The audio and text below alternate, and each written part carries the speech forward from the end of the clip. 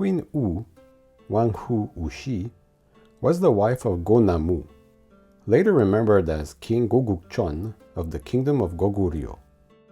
She subsequently became the wife of his younger brother, Yeonu, who became known as King Sansang. She is remembered in Korean history as being an ambitious woman with a strong sense of authority. After Gogukcheon's passing, she married his younger brother, Yeonu. This is known as a levirate marriage, and it is believed to have been practiced in Goguryeo because of the many wars fought and the abundance of fatherless families that ensued. Information about Queen Woo's life is sparse. Most of it is found in the Samguk Sagi, a historical record written in 1145 during the Goryeo dynasty. It chronicled the three kingdoms of Korea, Baekje, Shilla, and Goguryeo, as well as the smaller Gaya Confederacy. Queen Woo's birthplace is uncertain. It is said that she was born in the Jolnobu or Sonobu tribe. The core federation of Goguryeo was formed originally by 5 tribes. The tribes would eventually become administrative districts in the kingdom. The Sonobu tribe was believed to produce kings, and the Jolnobu tribe queens. Queen Woo's father was named Woo So. Her birth name was never recorded, like most of the women throughout Korean history. King Gogukcheon was the 9th king of Goguryeo, a dynasty founded in 37 BC by King Dongmyong, also known as Jumong. When Gogukcheon's father passed away, King Shinde, his older brother Balgi didn't ascend the throne because he was thought of as incapable. In the year 184, Gogukcheon fought against Chinese Han Dynasty forces sent from the Liaodong Peninsula. The king sent his brother Gesu to drive the enemy out, but he failed, so the king went out and led his troops to victory. In the year 190, aristocratic relatives of Queen Woo were seizing land from commoners. Gogukcheon wasn't pleased and wanted to punish them, so the aristocrats rebelled. A certain Goryeo led the rebellion and attacked the capital with his followers.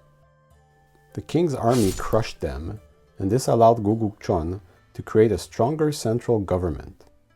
In Goguryeo, there were many rival clans and factions constantly vying for power. Gogukcheon found many talented people by adopting a meritocratic system to select officials for his government. Because of this, he found a man named Eulpaso, who became prime minister in the year 191. Eulpaso was said to be wise and always had to fight off jealous nobles. It is said that his clear and just management of national affairs made the lives of people more comfortable and the country peaceful.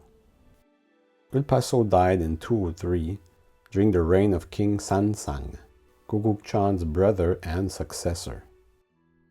In 194, Gogukcheon went hunting and met starving villagers.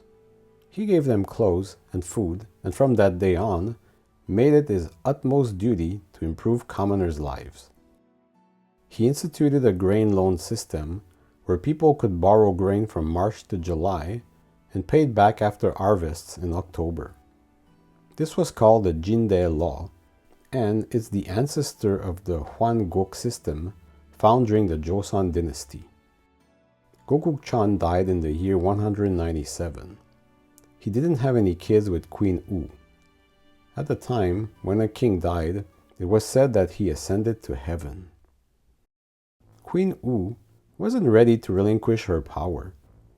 She had to make sure the next king would work to her advantage. Queen Woo met with Gogukcheon's brother, Prince Balgi, who would be next in line for the throne. Apparently, she didn't like his manners and ambitions. Balgi must have wondered how it was possible for this woman, former queen or not, to talk about succession plans when it would be obvious to all that he would be the next king. Queen Woo met Prince Yeonu right after leaving Balgi. There's a passage in the Samguk Sagi that mentions that Prince Yeonu enjoyed himself while cutting meat, which is highly unusual because that would be a servant's job. Queen Woo used fabric from her skirt to cover the knife wound, and they were then seen holding hands while returning to the palace. Once there, she forged the will of King Gogukcheon and ordered officials to declare Yeonu as the new king. This angered Prince Balgi. His dream of being king was quickly vanishing.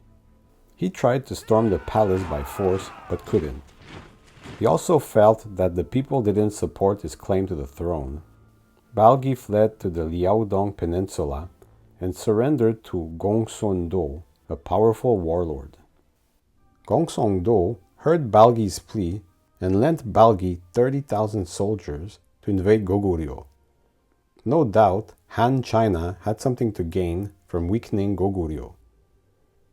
Gongsun-do was a powerful general and had previously successfully conquered parts of Goguryeo for the Han dynasty. Prince Yeonu sent his younger brother, Prince Gesu, to deal with their older brother, Prince Balgi. Prince Gesu was probably conflicted because it should have been his brother Balgi the next in line for the throne, but also, and more importantly, Prince Balgi associating with a foreign power was unacceptable. Gesu met his brother on the battlefield and won. Prince Balgi lost everything, and he took his own life out of shame and the realization that he had divided his homeland. This ensured Prince Yeonu's ascension to the throne, now remembered as King Sansang. He made Queen Woo his queen consort. They couldn't have children together, though. According to the Samguk Sagi, Sansang went to the mountains at night and prayed for a son. He fell asleep and had a dream where a spirit ordered him to tell his second consort to give him a son. The thing is, the king didn't have a second consort, so he asked Eulpaso for advice. Eulpaso told the king that one cannot predict the will of heaven, thus one should wait and see what happens. Eulpaso died shortly thereafter. The country was in mourning. In the year 208, Sansang and some of his ministers were preparing a ritual sacrifice of a pig. The pig escaped and was captured by a woman that lived nearby. His ministers kept talking about her beauty. The king was intrigued and tracked that woman, which he found in Jutong village. Thus started a romantic relationship between king and commoner. Queen Woo heard about this and asked her loyal guards to find and execute this woman. They found her, but quickly realized that she was pregnant. They couldn't go on with execution because her baby was most probably a future prince. Sansang heard of this, and he made her a royal concubine. She's recorded in the Samguk Sagi as the woman from Jutong village, the second consort of King Sansang. In 209, Go was born and eventually named crown prince. He would later become known as King Dongcheon. Queen Woo continued to plot against Go for the rest of her life. It really feels like she was a classical wicked stepmother. According to the Samguk Sagi, Queen Woo ordered servants to spill soup on King Dongcheon's clothes. She also had a man cut the mane of the king's horse. This should have made Dongcheon angry, but it didn't. In the year 228, he invested Queen Woo with the title of Queen Dowager. Queen Woo died in the year 234. She asked to be buried next to King Sansang's tomb. A shaman at the time said that Gogukcheon was ashamed in the afterlife because his wife married his brother. Gogukcheon's spirit asked for his tomb to be covered. King Dongcheon thus decided to plant 7 rows of pine trees around the tomb of Gogukcheon. Queen Woo is one of the only queens in Korean history to have maintained power for 2 generations. She is also one of the few women from early Korean history whose story survived to this day. During Joseon, she was seen as a villain who followed her desires and created succession problems that led to a civil war in Goguryeo following her support of Prince Yeonu and not Prince Balgi. Joseon was a Neo-Confucian society, and it's not a surprise that she would be remembered in this way. Queen Woo has been portrayed in an eponymous TV drama. In it, many liberties were taken, but cannot be faulted too much because historical records of this time period is sparse at best. If you enjoyed this video, please leave a like, comment, and subscribe. I will see you again very soon. Thank you for watching.